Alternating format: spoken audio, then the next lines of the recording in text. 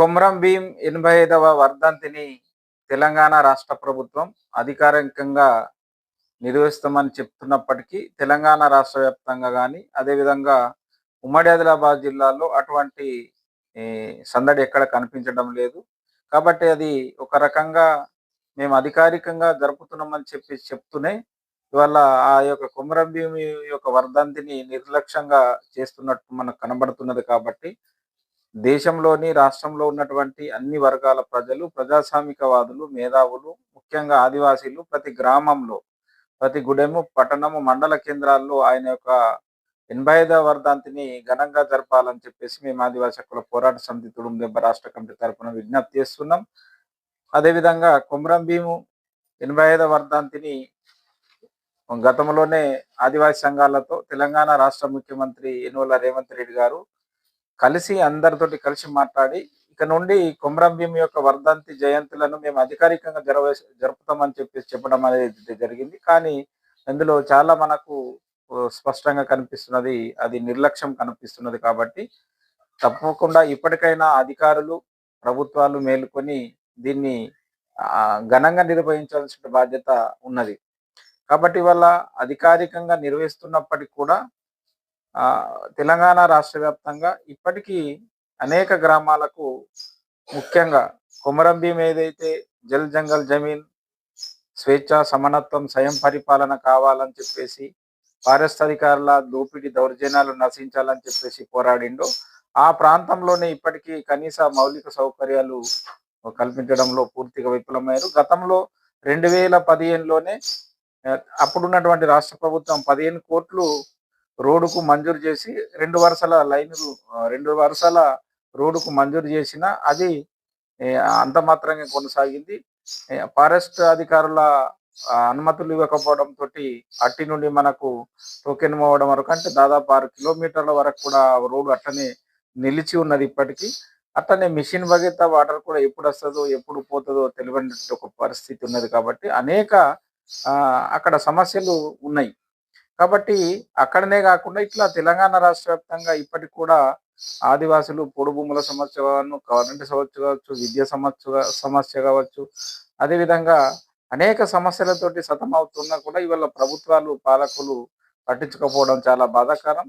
గత ప్రభుత్వాలు అయితే ఏ విధంగా అయితే ఆదివాసీల పైన నిర్లక్ష్యంగా చేసినాయో, ఇప్పుడు కొత్తగా వచ్చినటువంటి మళ్ళీ కాంగ్రెస్ ప్రభుత్వం కూడా ఆదివాసీల పట్ల సౌతి తల్లి ప్రేమనే చూపెడుతున్నట్టు మనకు అర్థమవుతున్నది.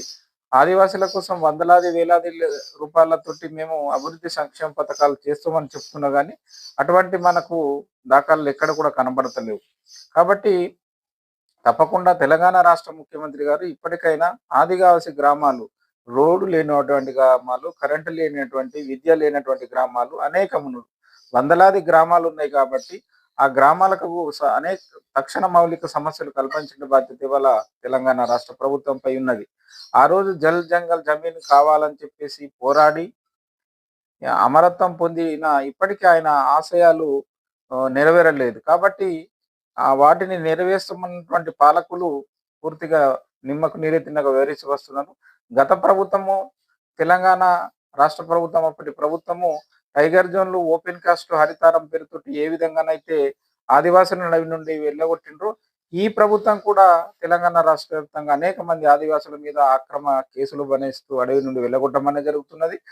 మనకు ఉమ్మడి వరంగల్ కావచ్చు, ఉమ్మడి ఖమ్మంలో కానీ, ఉమ్మడి ఆదిలాబాదు, రీసెంట్లో మనకు జన్నారం మండలం పాలగోరికి సంబంధించినటువంటి 26-30 మంది ఆదివాసుల మీద వాళ్ళను అక్రమ కేసులు బనాయించి జైలుకు తరలించడం అనేది జరిగింది. ఇట్లా మొత్తం తెలంగాణ రాష్ట్ర వ్యాప్తంగా ఆదివాసుల మీద ఒక అప్రకటిత దమనకాండ కొనసాగుతున్నది. కాబట్టి అప్పటి ప్రభుత్వానికి, ఇప్పటి ప్రభుత్వానికి ఎటువంటి తేడా లేదు. ఆదివాసులను అణచివేయడం అనేది జరుగుతున్నది.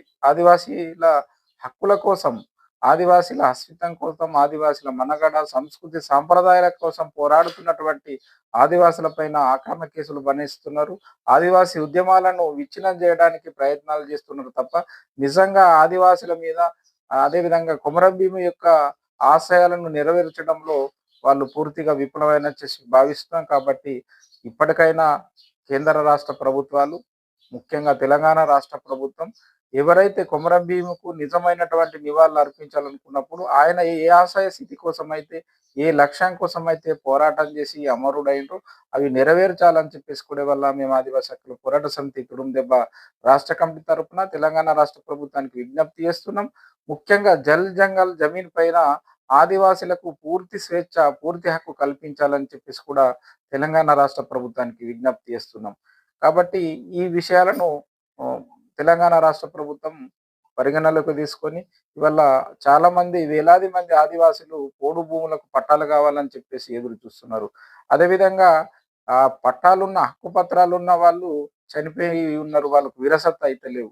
అదేవిధంగా ఇంకా కరప్షన్ కోసం చాలా వందలాది మంది ఉన్నారు. వాళ్ళకు రైతు భరోసా వస్తలేదు, రుణమాఫీ అయితలేదు, అదేవిధంగా క్రాప్ లోన్‌లు వస్తలేవు.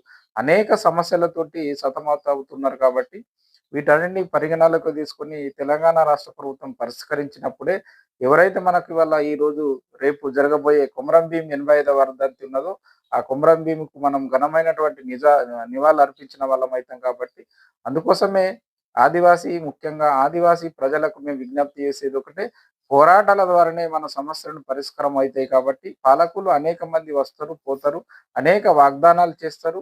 రాజకీయ నాయకులు కావచ్చు, అధికారులు కావచ్చు, వర్ధంతి సందర్భంగా అనేక వాగ్దానాలు చేస్తారు. కానీ ఆచరణ వాళ్ళు అమలు కావు, అమలు చేయరు కూడా. కాబట్టి మనము పోరాటాల ద్వారానే మన హక్కులను, మన అస్తిత్వాన్ని, మన సంస్కృతిని, మన సాంప్రదాయాలను కాపాడుకోవాలని చెప్పేసి మేము ఆదివాసీ హక్కుల పోరాట సమితి తురుందెబ్బ రాష్ట్ర కమిటీ తరపున విజ్ఞప్తి చేస్తున్నాం. కాబట్టి రేపు జరపబోయే మనకు 85వ వర్ధంతిని అందరూ కూడా దేశంలో, రాష్ట్రంలో ఉన్నటువంటి అందరు మేధావులు, ప్రజాస్వామికవాదులు, ఆదివాసీలు, విద్యార్థులు, యువకులు, మహిళలు, కార్మికులు, కర్షకులు, సబ్బండ వర్గాల ప్రజలు కూడా ప్రతి గ్రామంలో, ప్రతి గూడెంలో, పట్టణం, జిల్లా కేంద్రం అని తేడా లేకుండా ప్రతి జాగల యొక్క కొమరం భీం యొక్క వర్ధంతిని ఘనంగా నిర్వహించాలని చెప్పేసి ఆదివాసీ హక్కుల పోరాట సమితి తుడుం దెబ్బ రాష్ట్ర కమిటీ తరపున మేము విజ్ఞప్తి చేస్తున్నాం.